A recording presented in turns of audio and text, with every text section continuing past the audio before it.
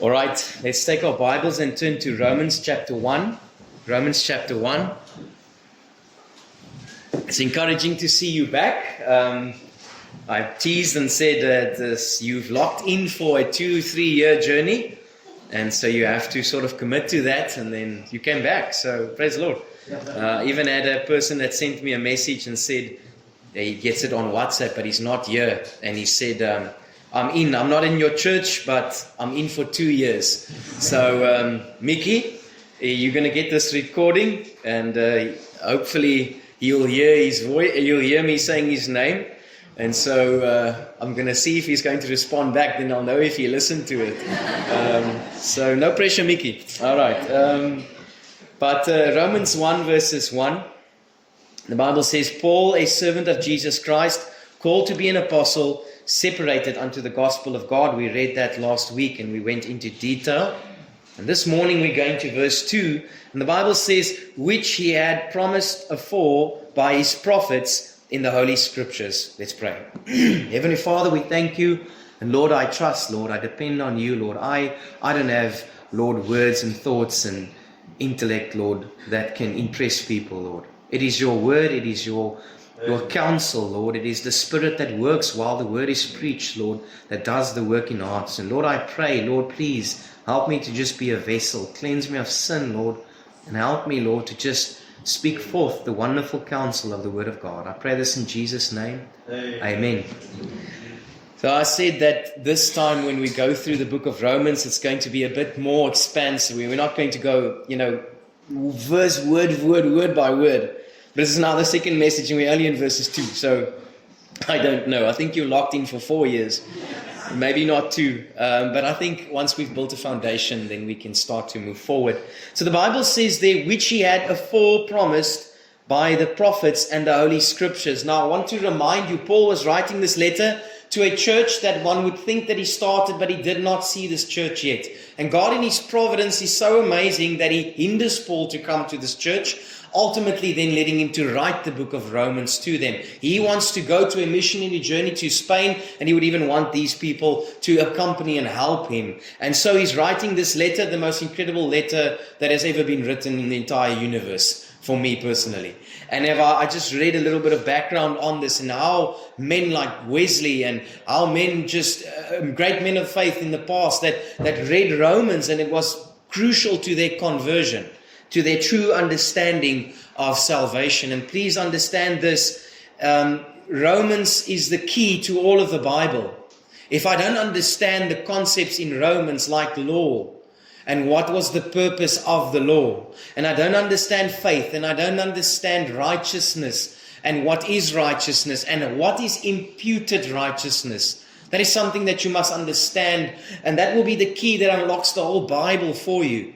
If you don't understand righteousness that is imputed upon you, and you stand before God blameless because of the righteous works of Christ that is placed upon you as a sinner that was believed in Christ as Savior, then there will not be an understanding of the book of Romans, but it will also leave you blank when it comes to the rest of the Bible, because all of the Bible neatly fits together. And here's the summary of the Bible. Christ alone saves. It is his righteousness alone that brings you faultless before the Father at judgment day. Al my Afrikaans deurgekom. So the Bible says there, which he had promised afore by his prophets in the Holy Scriptures. Paul addresses this group of people in Rome, and he immediately addresses himself as a servant, meaning a doulos, but not the slaves that they were used to in Rome.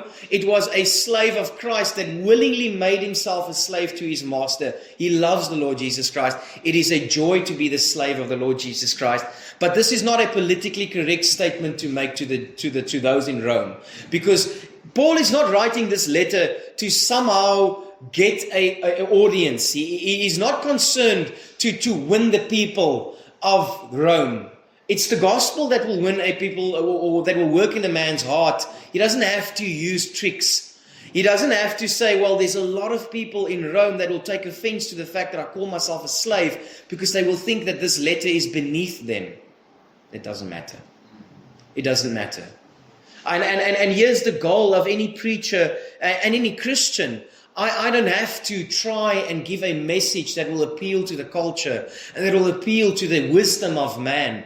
This preaching of the cross is foolishness to those who perish. But to us, it's the power of God. There's not a more glorious message than that a sinner that is condemned and on his way to hell can be made righteous by believing upon the Lord Jesus Christ and trusting Him for His righteousness. There's not a more glorious message than that.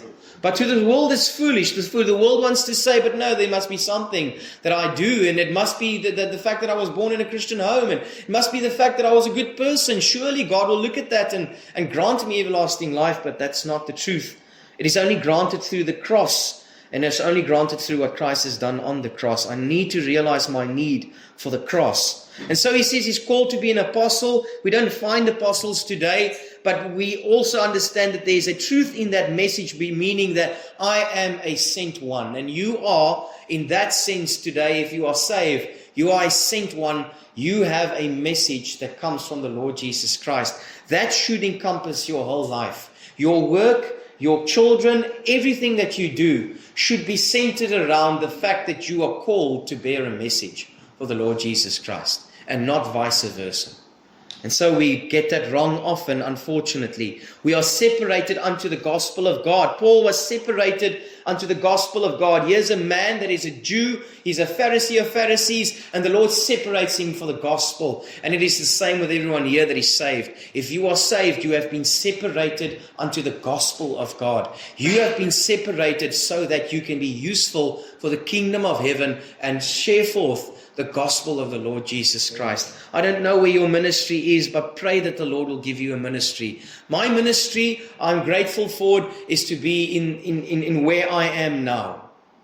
But the Lord has not placed everyone in the pulpit or in a leadership position. And honestly, if you know my heart, I could care less about being in leadership or anything. But by God's providence, He places people in different areas. And don't look at the pastor and say, that is his responsibility to share forth. That is his responsibility to share the gospel. That's his responsibility to share truth with other people. That is not the pastor's responsibility. It is every single Christian's responsibility to be a messenger. You are separated unto the gospel of God. If God saved you, He separated you to live for Him, for His glory, and to share forth what He has done in your life. And so now the Bible says there, which He had before promised by the prophets in the Holy Scriptures. Now this is extremely important. Paul is saying this for a very important reason, because there is a certain understanding in Rome, and it wasn't just in Rome, but the Jews had this idea, and that's what they thought of Jesus also. They had a wrong idea of Jesus and Paul and the message that they were preaching, because it went against their form of Judaism. And so let me explain this. It wasn't true Judaism that Jesus was attacking. Because the Bible says there that He will, every jot and tittle He will keep. So the image that we get sometimes, and I think the world has even latched onto that, when you look at movies of how they want to portray Jesus, as if He's this silent rebel. Jesus is not a rebel. He was a rebel in the sense, I don't even want to call that word, he despised men's traditions. But he didn't do anything that was contrary to the law. If He healed a man on the Sabbath day, He wasn't trying to be this strange figure that now is breaking the law. No, He was keeping the law perfectly. He was breaking the tradition of men. And that's what was happening in Judaism. They had two authorities in their religion. They had the written law, which was the Torah, the prophets, and the writings. And then they had the oral law. That was the traditions of the elders. And the Bible often speaks about this. And we must understand the context for us to understand even the whole of the Bible. In Mark 7 verses 7, the Bible says, "Howbeit in vain do they worship me, teaching the doctrines and commandments of men. For laying aside the commandment of God, ye hold to the traditions of men, the washing of pots and cups, and many other such like things. And He said unto them, Full well ye reject the commandment of God, that ye may keep your own traditions." And so this is what was happening. They were keeping their own traditions to the expense of keeping the law. And they were more worried about the externals and the added laws that were given than they were to the law that God has given them. And they missed it completely. And so there was this oral law, this traditions of the fathers that Jesus attacked, that Paul attacked. But now what happens is that those that would receive this letter would say, oh, this is coming from Paul. This is that person that's completely against the Jews, the law of the traditions of the Jews and the Pharisees, and he's completely anti-Jew. Because he does not keep the law, he's a rebel, right? And Paul says, no, I have been separated in the gospel of God, which God has promised before in the prophets already. And so this is what was happening. There was this oral law that was given, and eventually this was written down in the Mishnah and the Talmud. And that was, they would call it a fence around the law. And so God gave a law, and then they would go then and add requirements to it that God never commanded. They shifted from obedience of the heart to the technicalities. And they even allowed religious loopholes to try and get away with sin. And so this is what was happening. Give you an example. On the Sabbath day, in Exodus, I'm going to go through, this is a lot of information this morning. Please, you'll have to listen to it afterwards. No servile work in Exodus 20 verses 8 to 11. Right? God says, in essence, it is to understand that the seventh day is a rest day. Right? But what do? They add 39 other categories forbidden in actions. No healing unless it's life-threatening. No plucking of grain. No carrying of objects. All right? And so what does Jesus do in the New Testament? He's not the rebel, but he's attacking their false views. In Matthew 12 verses 1 to 2 he says, and that time Jesus went in the Sabbath day through the corn, and his disciples were hungry, and he began to pluck the ears of the corn and eat. But when the Pharisees saw it, they said unto him, behold, thy disciples do that which is not lawful to do upon the Sabbath day. The law did allow this in Deuteronomy 23 verses 25, but because of their traditions and their oral laws and their traditions of the fathers, this is now not allowed. What does Jesus do then? He's not breaking the law, he's exposing their false views of the law. In Luke 13 verses 14 to 15, and the ruler of the synagogue answered with indignation, because that Jesus had healed on the Sabbath day. And the Lord answered and said, thou hypocrite, do thou not teach one of the Sabbath loose his ox or his ass from the stall and lead him away to water? And so he was telling them, wouldn't you go and loose your ox to give him water on the Sabbath day? But I can't heal a man on the Sabbath day. They had hand washing rituals. That was not in the Torah. The priest was to wash his hands before service in Exodus 30 verses 17 to 21. But they added to that, and that's why in Mark 7 verses 3 to 5, for the Pharisees and all the Jews, except they wash their hands often, eat not, holding the traditions of the elders. Listen to that, the traditions of the elders. Then the Pharisees and the scribes asked him, why walk not the disciples according to the traditions of the elders, but eat bread with unwashed hands? Brother and sister, you must understand how dangerous it is to do something because your mother and your father and your uncle and your aunt did it. Do you know how many people are in false religion today just because uncle and aunt and oma and opa did it that way? I tell you, there's nothing different today. If you start to scratch deeply and you really go into the Bible, you'll start to realize that there's many, many things that you perhaps were guilty of, by God's grace out of it, or perhaps are still guilty of. And let me not start to name too many things. I still want you to come back. And the Bible says in Matthew 15 verses 2, why do thy disciples transgress the traditions of the elders? For they wash not their hands when they eat bread. Notice, they are not saying, why are you going against the scriptures? Because if he had to say scriptures, Jesus would have said to them, show me that scripture. And so they say the traditions of the elders. What was Jesus' verdict on this? In Matthew 7 verses 8, for laying aside the commandments of God, ye hold to the traditions of men. So we can go on when it comes to purifying. Certain animals were unclean in Leviticus 11. And now they would say that even if you sit with someone and eat, then you are unclean. The Bible never says that. That's why they condemned Jesus when he sat with sinners and ate and said, now you will be defiled by that. Jesus responds back and says, how is a man defiled? Not by what comes in, but what? comes out, what is in the heart already. So now even further, they had this legal loophole called Korban. So what was happening is that they were given the commandment to look after their mother and father. Then now what they would do is they would take this way of support and say, no, it's a gift, it's given to God, right? Deceitfully, because they wouldn't even really give that to the Lord Jesus or to God. But that will justify them not having to care for their parents. And so it is today also. People justify the means of how they use their own means. Well, Lord, I do this because I love you and this is my way of giving. And people have their own views, their own understandings of everything. But ultimately just make sure that you're not trying to find a loophole. Not to ultimately just serve the Lord and do what is right in His sight. And so in Mark 7 verses 19 to 13, He says, full well ye reject the commandments of God, that ye may keep your own traditions.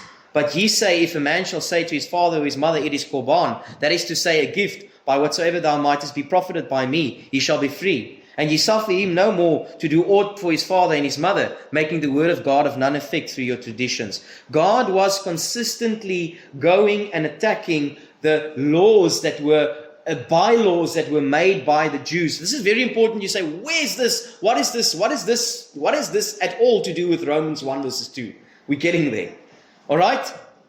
And so ultimately they elevated man's tradition over divine authority. In Matthew 23 verses 4, the Bible says, for they bind heavy burdens and grievous to be borne, and they lay them on men's shoulders, but they themselves will not move them with their own fingers. And you know what? This is what it is today in pastors and preachers that preach a works-based salvation. If they only understood what it means to preach a works-based salvation, if a person is truly convicted by that message, do you know what his life will look like? If I am from the pulpit need to tell people, you need to make sure you live right, otherwise you won't enter into heaven. If that man takes it seriously and he goes to the Bible, and he says, okay, fine, what must I keep to be able to please God? Well, the whole law. And so people can't even keep their own standard. They say, I think I need to be a good person to go to heaven. Well, then go and do what the Bible says is a good person. You can't even closely do what the Bible says. So it's the preachers are saying the same thing. Laying burdens on men that they weren't even themselves willing to lift off, right? The preacher says, be a good person to go to heaven and try to live a good life and do works to. And I'm not saying you shouldn't be a good person. You will become a good person if you're saved. Works will flow from that. But I think you understand what I'm trying to say. And so this is the core issue. Jesus is addressing this. God is now working in not to abolish the law, He defended it. And that's what we're going to look at tonight. And it's so amazing how this works in. In Matthew 5 verses 17 to 18. Think not that I've come to destroy the law or the prophets. I'm not come to destroy it, but to fulfill it. For verily I say unto you, till heaven and earth shall pass away, one jot or one tittle shall in no wise pass from the law, till all be fulfilled. Now in the Jews or a Hebrew, a jot is a jot, and then a tittle is the smallest stroke distinguishing letters. So the smallest letter and the smallest distinguishing stroke in letters, I will keep to the fullest. And so this is quite incredible, because Jesus Christ kept every single law that was written by God when He lived on earth. I want you to meet someone that never does anything wrong. I don't think you'll like him. You think, why did they crucify Jesus? Because they hated Him. And if you weren't saved, you would have hated Him also. How do you feel when somebody that is a little bit more righteous than you come and visit your house? What do you want to put away? What language changes when someone comes to your house? How would you change if Jesus comes and visits you? Jesus did not abolish the law. And this is why this is false understanding in the world today. If you look at movies like The Shack and all these things, they try because they're not reading their Bible and they don't understand the Bible. So now we've got this image and figure of Jesus that almost breaks the law. He doesn't break the law. He kept the law perfectly. He just exposed man hypocrisy, just like He would have done if He was in our church today. I wonder how many church members we would have had if Jesus preached for 5 weeks. And I'm not trying to say that. Please understand. Please understand. I'm not trying to point fingers at anyone. These are the questions I ask myself. That's why I can say it on a Sunday. Would I want to sit under Jesus' preaching for 5 weeks? How would I feel if the Sermon on the Mount was preached to me with the authority of Jesus? exposing all my hypocrisy.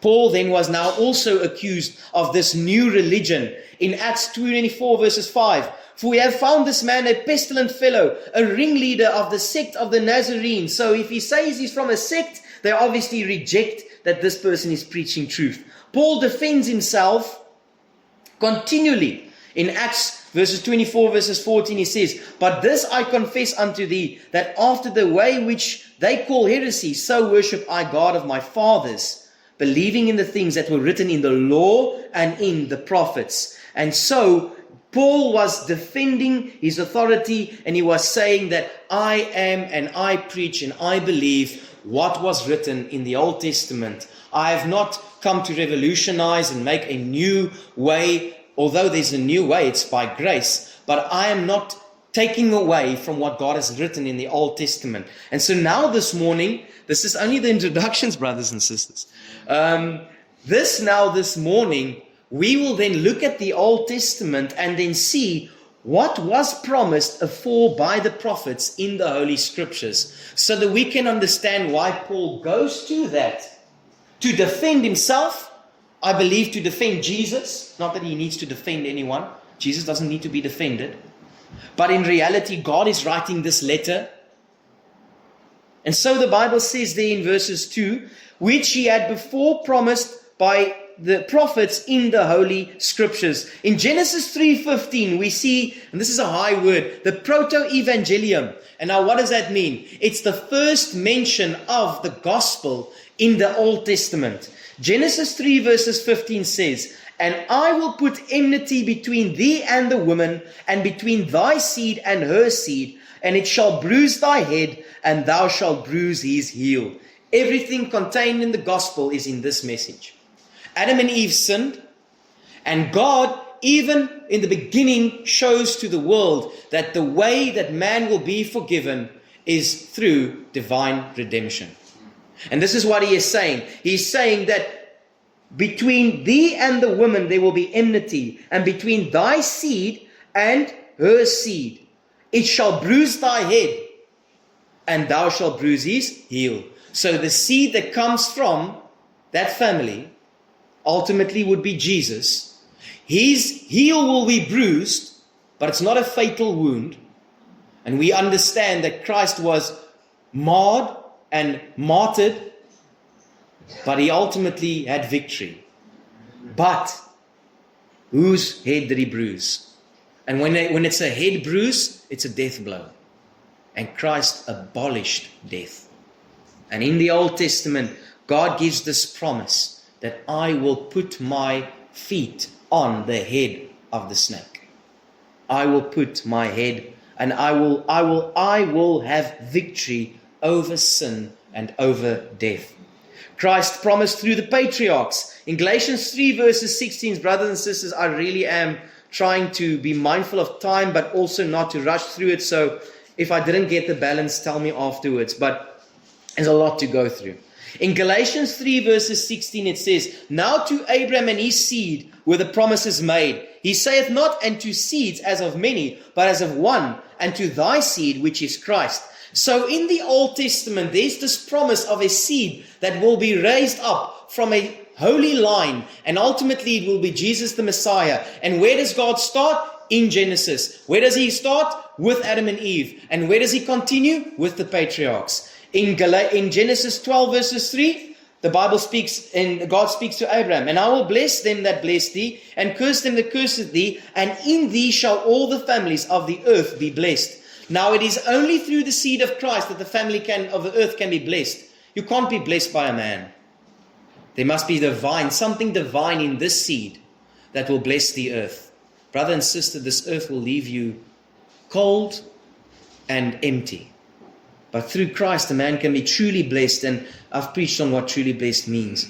Genesis 22 verses 18, also speaking to Abraham, In thy seed shall all the nations of the earth be blessed, because thou obeyed my voice. In Isaac he speaks in Genesis 26 verses 4, and I will make thy seed to multiply as the stars of heaven, and I will give unto thy seed all the countries, and in thy seed shall all the nations of the earth be blessed. And there we even see what was God's plan ultimately. It wasn't just to exclusively work with Israel. It was ultimately so that the whole world will be blessed by this seed. Jacob he then speaks to in Genesis 28 verses 14. And thy seed shall be as the dust of the earth, and thou shalt spread abroad the rest, and to the east, and to the north, and to the south. And in these thy seed shall all the families of the earth be blessed. Amazing. God speaks through the patriarchs that there will be a seed, and the whole world will be blessed by me.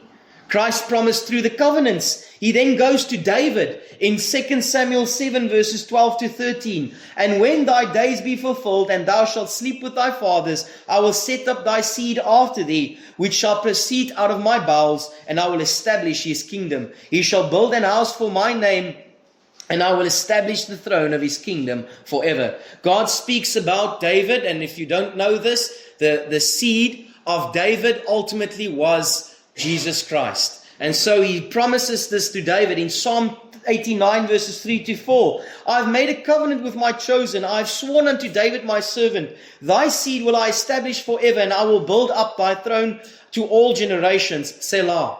In Psalm 132 verses 11. The Lord has sworn in truth unto David. He will not turn from it.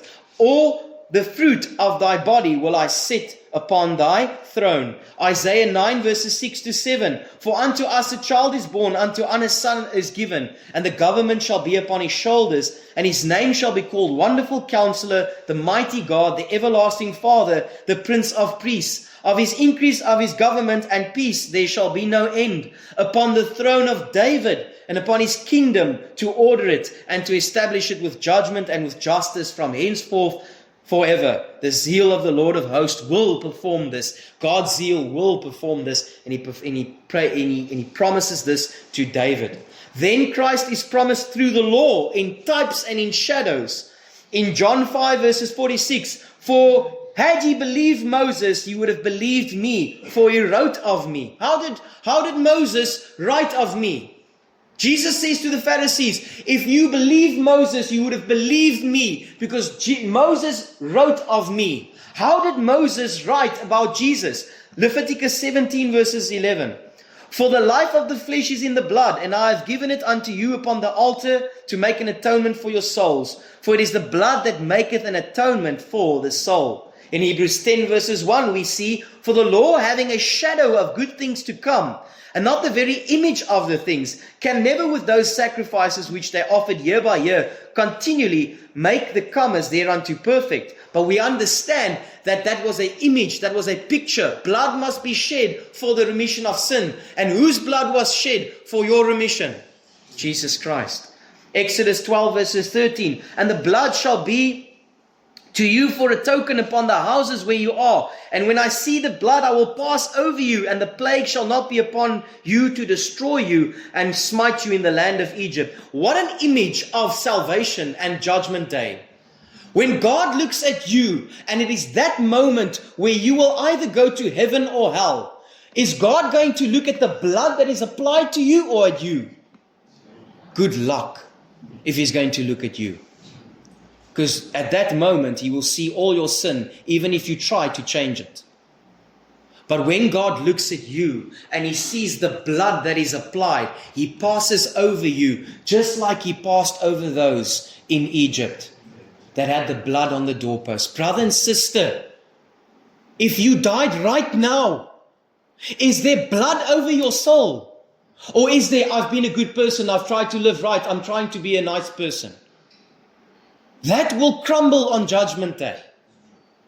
But if you die with this confidence that I've repented of my sin and I've trusted in Christ alone as my Savior, I believe in the blood of Christ for my forgiveness and for my sin, there can be no judgment. It will be past.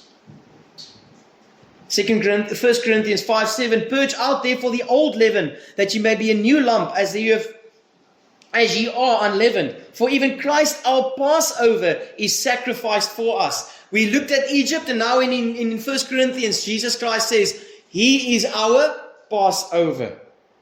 In Numbers 21 verses 8 to 9. And the Lord said unto Moses, Make thee a fiery serpent, and set it upon a pole. And it shall come to pass that everyone that is bitten, when he looketh upon it, shall live. Now in the New Testament, or let me go further in verses 9. And Moses made a serpent of brass, and put it upon the pole. And it came to pass that if the serpent had bitten any man, when he beheld the serpent of brass, he lived. What does it say in John 3 verses 14? And as Moses lifted up the serpent in the wilderness, even so must the Son of Man be lifted up, that whosoever believeth in him should not perish, but have eternal life. Hallelujah. And so what happened in the Old Testament? They murmured, they complained, they were sinners, just like us. Have you ever murmured and complained? Well, then you're a sinner just like them, right? And God sends a serpent to bite them. And then after He sends the serpent, He says to them, now go be a good person for a whole week, and then the venom will go out of your system. No. He says, take a brass serpent, put it upon a hill, and when people look upon that, they will be healed. Brother, you have poison in you that is much worse than a serpent's poison. You have the poison of sin in you. And you can do whatever you want. You can go and do blood transfusion. You cannot remove the sin that is in you unless you humbly look to the cross. And as Moses was lifted up, or the serpent was lifted up, so must the Son of Man be lifted up. And He has been lifted up. He has been crucified, and has given assurance unto all men that He raised Him from the dead. So the Bible says there, even in Psalms, He promised a Messiah. In Psalms 21 verses 16 to 18, for dogs have compassed me, the assembly of the wicked have enclosed me, they pierced my hands and my feet. I may tell all my bones, they look on and stare upon me. They part my garments among them, and cast lots upon my vestures. Psalm 2 verses 7 and 8 says, I'm going ahead of myself. I will declare the decree. The Lord hath said unto me, Thou art my son, this day I have begotten thee. Ask of me, and I shall give thee the heathen for thy inheritance, and the uttermost parts of earth for thy possession. In Psalm 110 verses 1, the Lord said unto my Lord, Sit thou at my right hand, until I make mine enemies a footstool. And this is what David says. Now Jesus points back to Psalm 110, when he rebukes them and says this to them. Listen to Matthew 22 verses 44 and 45. The Lord said unto my Lord, Sit thou on my right hand, till I make mine enemies thy footstool. If David then call him Lord, how is he his son? So Jesus is so smart. He uses the Old Testament, and He's rebuking them, and He's showing them their error. He's not a rebel. He's a man that keeps the law absolutely perfectly, and is exposing all kinds of hypocrisy of man. Brother and sister, what hypocrisy will He expose in your life today? Christ promised through the prophets. The prophet speaks of Christ in Isaiah 7 verses 14. Therefore the Lord Himself shall give you a sign. Behold, a virgin shall conceive and bear a son, and shall call His name Emmanuel. How do you read this? How on earth do you read this as a Jew and see a virgin shall conceive? I've never seen that happen. How do you read that as a Jew and see, how is it possible for a virgin to conceive? It's impossible. And we've just heard that Mary conceived. Well, they obviously didn't believe them. And that's man's biggest problem, is belief, right? And there in front of them is a virgin that is conceived. And the God of the universe is in a humble lady and walking amongst them. But they are so worried about their traditions that they absolutely miss Jesus. I wonder how many people miss Jesus because you are so busy with your religion. You are so busy trying to be a supposed good person that you've never come to understand that you are sinful and vile, and you never looked with a saving eye to the man that was lifted up. Isaiah 11 verses 2 says, 1 to 2, and there shall come forth a rod out of the stem of Jesse, and a branch shall grow out of his roots, and the Spirit of the Lord shall rest upon him, and the Spirit of wisdom and understanding, the Spirit of counsel and might, the Spirit of knowledge and of the fear of the Lord. Isaiah 53 verses 5 to 6, but he was wounded for our transgressions, he was bruised for our iniquities, the chastisement of our peace was upon him, and with his stripes we are healed.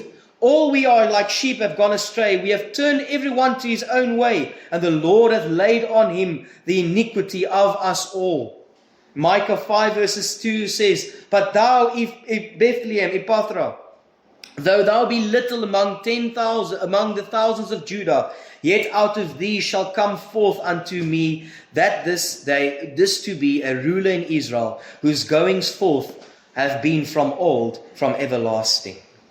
Jeremiah 23 verses 5 to 6, behold, the days come, saith the Lord, that I will raise unto David a righteous branch, and kings shall reign and prosper, and shall execute justice and judgment in the earth. In these days Judah shall be saved, and Israel shall dwell safely. And this is his name, whereby he shall be called, the Lord our righteousness. In Daniel 7 verses 13 to 14, I saw in the night visions, and behold, one like the Son of Man came with the clouds of heaven, and came to the Ancient of Days, and they brought him near before him, and there was given him dominion and glory and kingdom, that all people and nations and languages should serve him. His dominion is an everlasting dominion, which shall not pass away, and his kingdom which shall not be destroyed. Zechariah 12 verses 10, and I will pour upon the house of David and upon the inhabitants of Jerusalem the spirit of grace and supplication. They shall look upon me whom they have pierced, and they shall mourn for him, and as one mourneth for his only son, and shall be in bitterness for him, as one that is in bitterness for his firstborn. This is at the end. And this is all prophesied in the Old Testament. And as I was looking at this, I can't say I thought about it, I literally thought about it now. But I'll have to mention this. If I truly understand my sinfulness, and I truly believe the Bible, and the Bible says there's going to be a Savior from the line of David, do you know what a sincere person should do and would have done? David, who's your son? Solomon. Okay, Solomon, it's not Jesus yet. Okay, who's your son, Solomon? Okay, Solomon, who's your son's son? And what should have happened is the people should have anxiously looked at his line. They could have done research to find out that this Mary was part of David's line.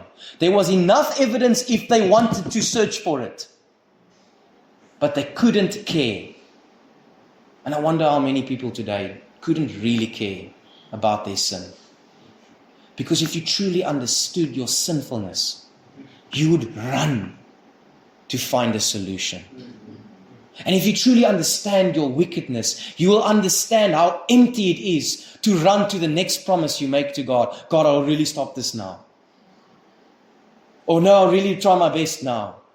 You'll understand how impotent those even were.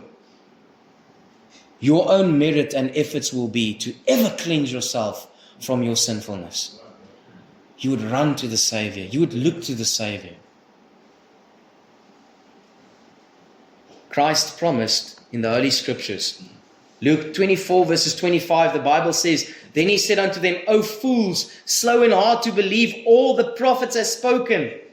Ought not Christ to have suffered these things and to enter into his glory? And at the beginning at Moses and all the prophets, he expounded unto them in all the scriptures the things concerning himself. This is what happened in the road to Emmaus. They couldn't understand, they couldn't believe. Jesus appears to them and he says to them, you're so slow to believe, and how is it that you are so fools and slow to understand?